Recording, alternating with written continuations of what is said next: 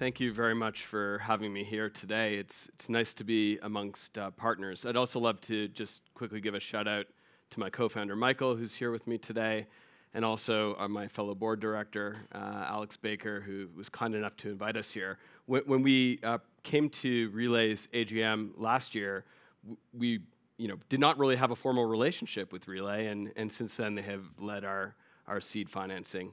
I thought I might start off by telling you a little bit about Cookin. I describe it as my life's work. It's my life's work because we're tackling a very meaningful problem that all of us have. Kevin did a good job of talking about the division and polarization of our society very early on in his discussion about standing up for what's happening in the Middle East right now. And I realized when I looked at my children a couple of years ago living in New York that in the midst of the election process, it seemed to me as though we stopped talking to each other. You're either a Republican or you're a Democrat, or you're black or you're white, or you're gay or you're straight, or you're rich or you're poor. We stopped having things in common.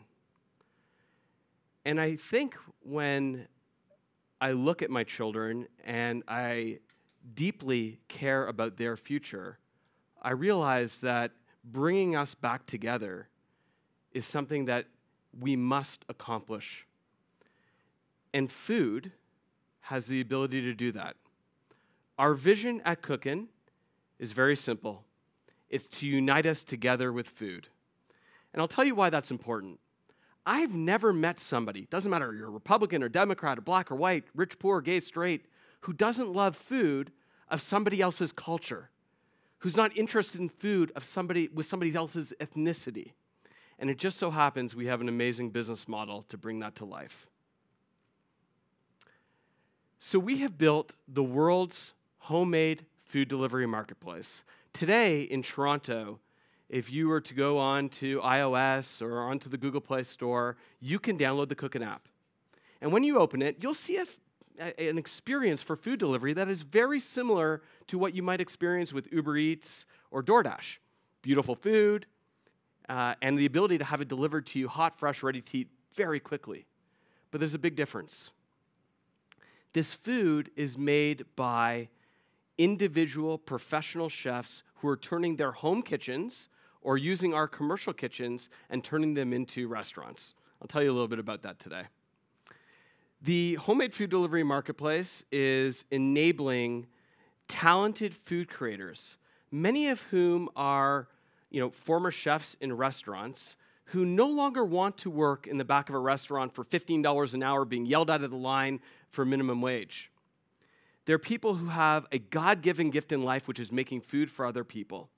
We've developed an entire technology platform that enables that individual to become an entrepreneur. What we've created is something very similar to Shopify for food. We're enabling that individual to create their menu and monetize their trade craft in a way that they've never been able to do before. And today, talented chefs are earning more income on the Cookin platform than they have ever made in their life. And I'll tell you a little bit about our progress. In Toronto today, and this is what our app looks like, we have 70,000 users in our first year that have downloaded the Cookin app. What's even more interesting is that we have successfully delivered 80,000 meals. 80,000 people have discovered what it's like to have a private chef in their pocket, somebody who's making the most exquisite food and delivering it directly to you and to your family, hot, fresh, ready to eat. We deliver in two ways. Either ASAP, I'm hungry right now, and I want that unbelievable Detroit-style pizza that is being delivered to me by an unbelievable pizza creator immediately. Or if you're like my family and your son needs to eat at 7 to 7:30 p.m. on Tuesday when he's back from soccer practice, you can order for a 30-minute window and have it delivered to you, pre-ordered up to a week ahead of time. It's working, and it's working for the chefs.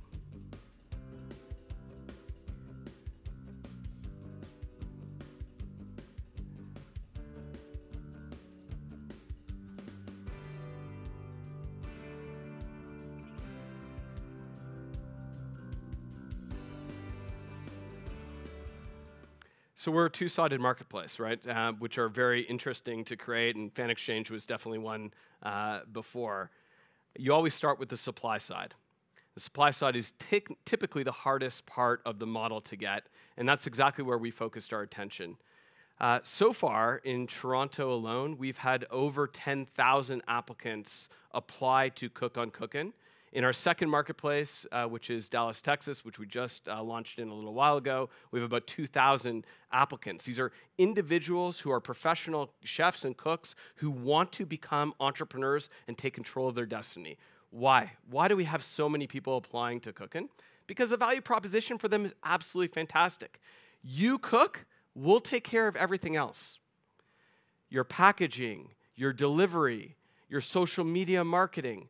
We train these individuals on how to become their own entrepreneurs so they can focus on doing what they want. It costs them nothing to become their own food entrepreneur and really take control of their destiny. Our business model is severalfold, and I'll tell you a little bit about our universe. We do quite a few things beyond just the marketplace. Today, in conjunction with our partners at American Express, we run cooking classes. And this is where our talented chefs will teach people in the community how to make the dishes that they are making. It's highly engaging and very interesting. We're testing a subscription program right now. The marketplace is the centerpiece of what we do. And we're also running catering by Cookin. So if any of you have teams that are looking for an exceptional food experience, please let us know. We'd be happy to cater your events. And of course, we do employee perks. Alex did a very nice job earlier this morning talking about the macro landscape that we are operating in today. And one of the things that I thought deeply about when we are building a company that is destined to be of the scale of an Uber, an Airbnb, Etsy, eBay, et cetera, all of these companies that have built at a time where they essentially had access to unlimited capital to acquire customers without any need to show short-term profitability. How do we do that in this macro environment?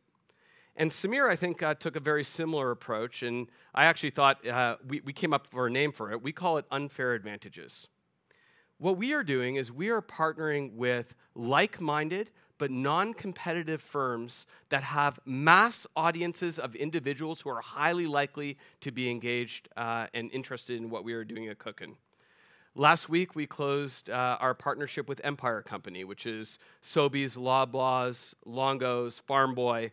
They took a meaningful percentage of our business, invested in our company, and you can start to expect to see integrated and persistent and reciprocal marketing happening between our organizations.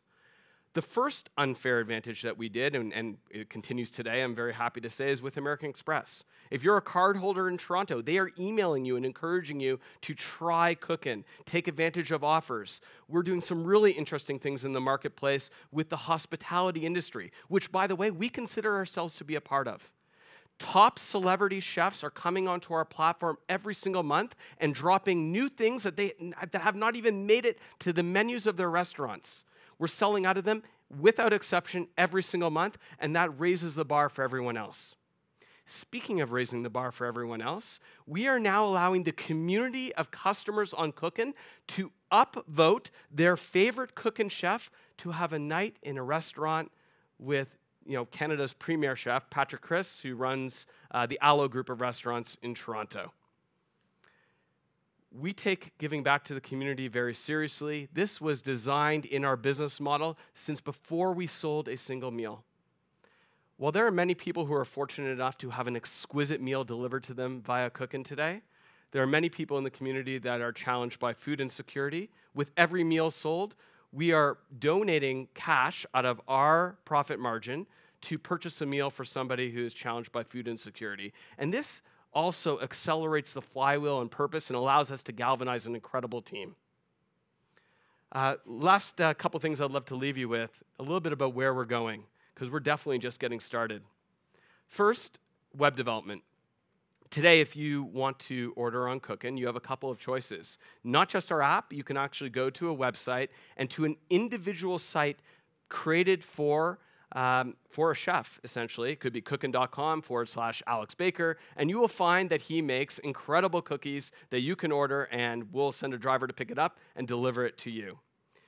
In the future, the question about how to scale this platform faster than we ever conceived possible is all in the hands of our platform tool. So what we're investing in right now is the ability for us to light up individual chefs in any market that has delivery infrastructure available to us, which is pretty much every major city in North America. We're not going to wait to open up an office and put local people on the ground. We tried that in Dallas. It was too capital intensive. It was not the right way to scale.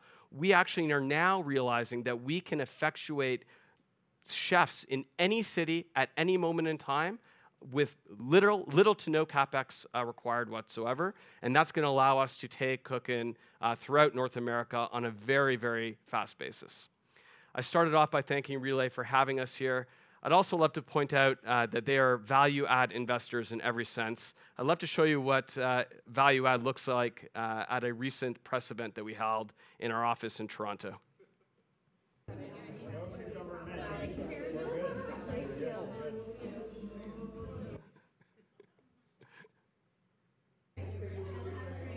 Am I good? Yes.